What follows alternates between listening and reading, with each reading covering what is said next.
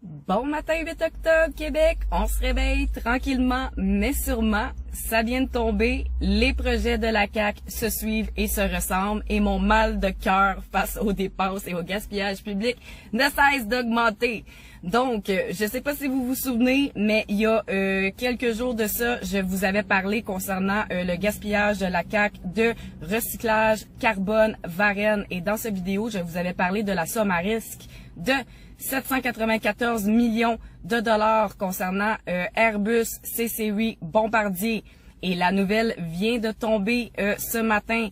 400 millions de dollars perdus est déclaré par le premier ministre François Legault concernant le projet Airbus. Donc, je vous remets la vidéo juste pour vous faire un petit rafraîchissement d'esprit.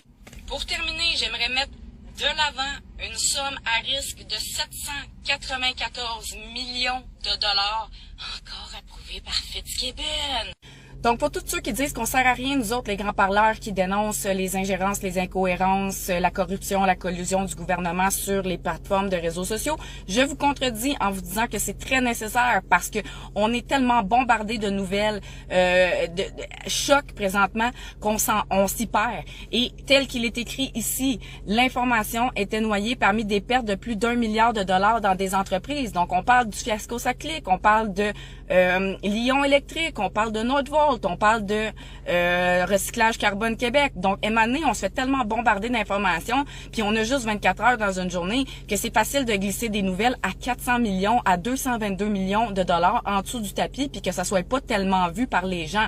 Et puis, on se fait aussi tellement bombarder par des enjeux de société qui n'affectent pas nos poches. Puis moi, je tiens à remettre de l'avant présentement que les contribuables québécois, peu importe votre couleur, votre religion, la langue que vous parlez, on a tous un point en commun. Puis c'est l'ampleur des taxes qu'on paye ici pour avoir un niveau de vie so-so, puis des services publics complètement médiocres, des hôpitaux qui tombent à terre, un système d'éducation qui est sur le bord de s'écrouler.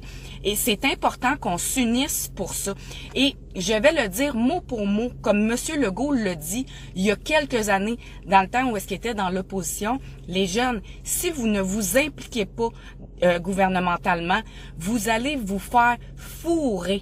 Et c'est Monsieur Legault lui-même qui le dit mot pour mot. Et là, présentement, on a affaire à un écoute, historique, là, une catastrophe historique concernant le gaspillage des fonds publics. Et c'est nous et les jeunes générations qui vont payer pour ça.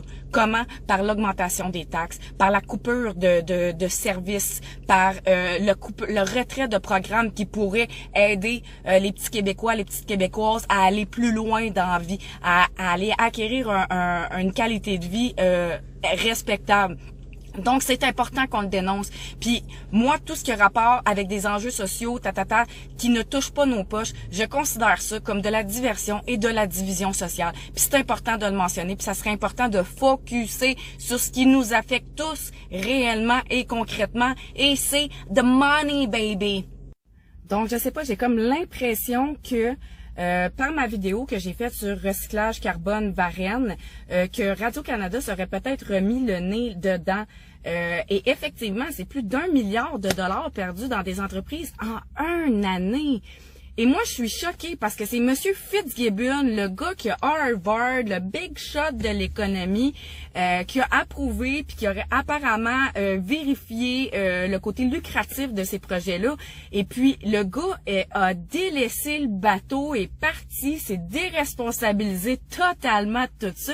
Puis en plus de ça, présentement, les contribuables payent pour ses frais d'avocat. On parle d'un millionnaire. Ça me choque, c'est épouvantable. Donc, comme qu'ils le disent, on était tellement noyés par toutes sortes, c'est épouvantable. Tous les projets dans lesquels la CAQ a investi, c'est des échecs, puis des pertes, puis du gaspillage. Vous pouvez pas ne pas être choqué de ça.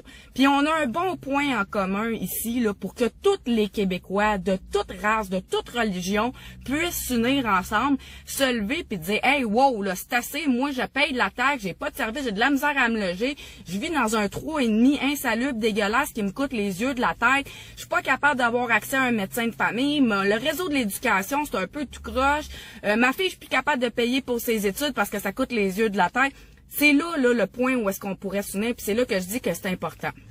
Et ils le disent, Radio-Canada, dans les comptes publics 2024-2025 du gouvernement dévoilé le 29 septembre, ils enregistrent une perte de 1,1 milliard de dollars en créances douteuses et autres provisions.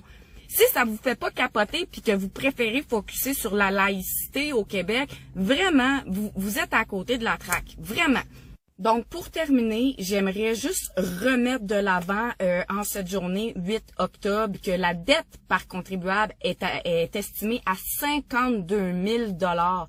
Donc, si vous croyez, vous venez d'arriver ici, ou ceux qui croient là, que c'est gratuit, les services sociaux, les services d'éducation, le service de soins de santé, vous êtes aussi à côté de la traque. Ça vous coûte cher, puis vous vous rendez même pas compte à quel point, parce que tout ce que vous payez en taxes, eux, ils ramassent ça en haut, puis ils jouent comme un casino à ciel ouvert avec ça, pitch ça dans des projets comme ci, comme ça.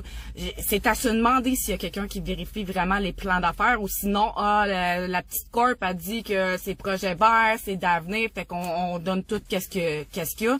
Puis je comprends qu'il faut qu'on soit en mesure d'investir dans des entreprises qui vont être lucratives pour le Québec puis qui vont élever le Québec financièrement, mais vraiment, si on regarde les méthodes, les techniques que les caquistes qu'ils utilisent présentement, c'est vraiment du garochage de fond. Il n'y a pas un hostie de projet qui a fonctionné comme du monde. Et puis Airbus, là, ça fait depuis 2013. Ça fait 12 ans que c'est mis en place. On a perdu 2 milliards de dollars de fonds publics là-dedans. Puis ça nous a rapporté zéro. Zéro dollar que ça l'a rapporté en 10 ans. Et plus. Fait que là-dessus, je vous laisse. On lâche pas. Je vous invite à partager, à me dire ce que vous en pensez, à me dire ce que vous auriez fait avec ça, 2 milliards de dollars. Moi, j'aurais mis ça dans l'éducation. Parce qu'on le sait qu'une jeunesse éduquée, hautement éduquée, c'est l'avenir d'une province, d'un pays. Puis c'est là que c'est important. Puis c'est là que c'est important, je vous dis, les jeunes, intéressez-vous à la politique. Impliquez-vous dans la politique, parce que comme M. Legault l'a dit il y a quelques années, vous allez vous faire fourrer, puis tristement, c'est vous qui allez payer. Vous allez en arracher encore plus au niveau des taxes, au niveau de l'accès à la propriété, au niveau, écoute, il n'y a plus rien d'accessible. Fait que là-dessus, je vous laisse. Je vous souhaite une excellente journée malgré tout, puis je vous reviens bientôt.